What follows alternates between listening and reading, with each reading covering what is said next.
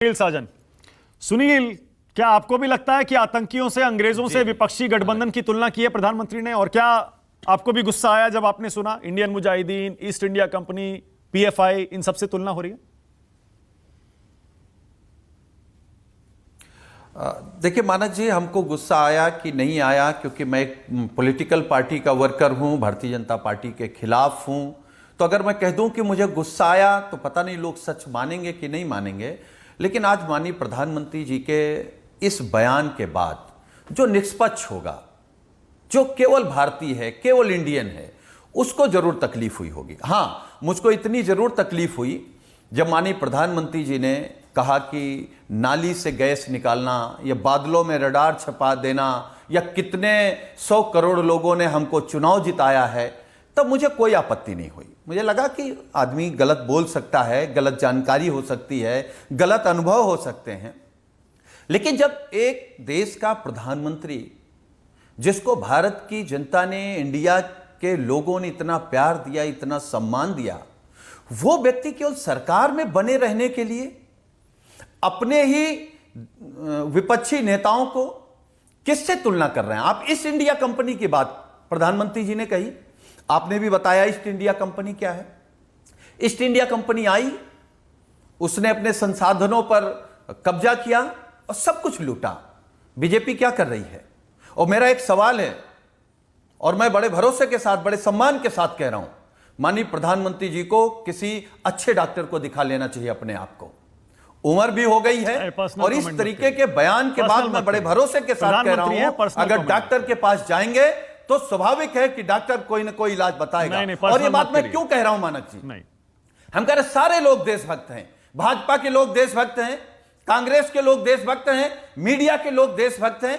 कोई देशभक्त आदमी मणिपुर में महिलाओं के साथ जिस तरीके से उनका शरीर नोचा जा रहा था, नंगा करने सुनील साजन, जब आपने अपने विपक्षी गठबंधन का नाम इंडिया रखा, सारी पार्टियों ने मिलके, तब आपने ये क्यों नहीं सोचा कि आप कीचड़ में इस इंडिया नाम को घसीट रहे हैं? राजनीति कीचड़ है, इसमें तो चुनाव जीतने के लिए कोई भी किसी तरह के भी आरोप लगाता है। इंडिया नाम रखकर आप क्या उम्मीद कर रहे थे कि प्रधानमंत्री फूल बरसाएंगे, बीजेपी फूल बरसाएगी? अच्छा, ठीक बात है, होना ही है ये तो। नहीं, बीजेपी फूल न बरसाए, बीजेपी फूल न बरसाए। और मैं जो बात कहना चाह रहा था वो शायद मैं भूल गया। प्रधानमंत्री जी विपक्ष के खिलाफ नहीं है, प्रधानमंत्री जी विपक्ष के उस आइडिया वाले इंडिया के खिलाफ हैं जिसमें विपक्ष चाहता है कि मणिपुर जैसी घटना ना हो, किसी बहन बेटी की यह स्थिति ना हो, पिछड़े दलित मुसलमानों के खिलाफ अन्याय ना हो, किसी का आरक्षण ना छीना जाए। ये बीजेपी और मोदी जी नहीं चाहते कि प्यार मोहब्बत से, जो भारत है, भारत की जो संस्कृति है, हम अभी यही पैदा हुए, यही पढ़े लिखे, यही जवाब नहीं दे रहे। मैं दोबारा पूछ रहा हूं, अपने गठबंधन का नाम तो नहीं था, आपको इंडिया रखने की जरूरत ही क्या थी? आप भी कुछ और नाम रख लेते। नीतीश कुमार भी नाराज हो गए थे इसी बात पर, लालू जी भी शायद नाराज थे, ये भी हमने सुना था। कुछ और नाम रख लेते, इंडिया नाम रखेंगे तो यही होगा। कह रहे हैं अगर हम नहीं, ये नहीं होना चाहिए। अगर इंडियन हम हैं तो हम इंडिया के खिलाफ कैसे हो सकते हैं? अगर हमने अपने देश का नाम इस्तेमाल किया, हम कह रहे हैं चलो आपकी बात मानते हैं। अगर विपक्ष ने इंडिया इस्तेमाल कर लिया तो भारतीय जनता पार्टी और मोदी जी इंडिया के खिलाफ हो जाएंगे। यह आपकी राष्ट्रभक्ति। और मैं एक 2 सेकंड में बात खत्म करूंगा।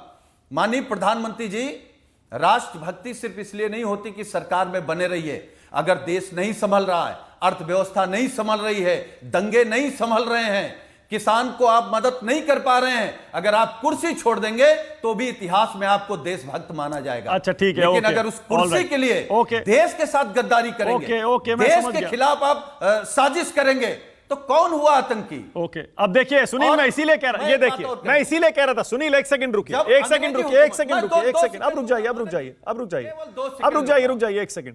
थोड़ा सा मैं इतिहास आपको याद दिला दूं, क्योंकि हम बड़ी सहूलियत के साथ सिर्फ उस दिन की घटना पर फोकस कर लेते हैं, इतिहास भूल जाते हैं।